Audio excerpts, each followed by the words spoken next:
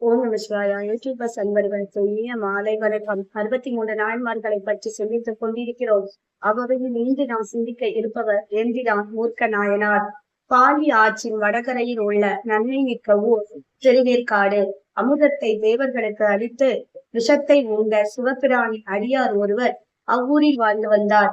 அவர் வேளாளர் குலத்தில் தோன்றியவர். பிறந்து மொழி பயின்ற காலம் முதலாக திருநீற்றின் சார்பே உண்மை பொருளாவது எனக் கருதினார்.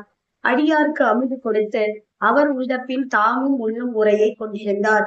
சோறு, நெய், வெல்லம், சுவை உடைய காய்கறிகள் ஆகியன தந்து உபசரிப்பார். நாள்தோறும் இப்பணியை இடைவிடாது செய்து வந்தார்.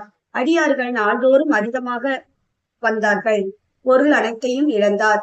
நிலம் முதலியவற்றையும் விற்றார். தாம் முன்பு கற்ற சூதாட்டத்தால் பொருள் ஈட்ட முயன்றார்.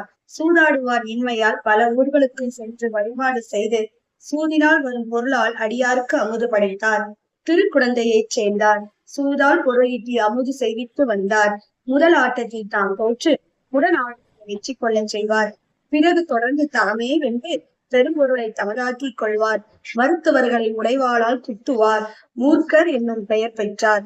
சூது பொருளை தாம் கையாலும் தீண்டாது அமுது செய்வோரிடம் தந்து அடியாருக்கு அமுதிடுவார். கடைசியில் தாமும் உண்பார். குற்றமுடைய சூதும் சிவ புண்ணியத்தால் நன்மையாகி மூர்க்கருக்கு வீடு பேற்றை அளித்தது.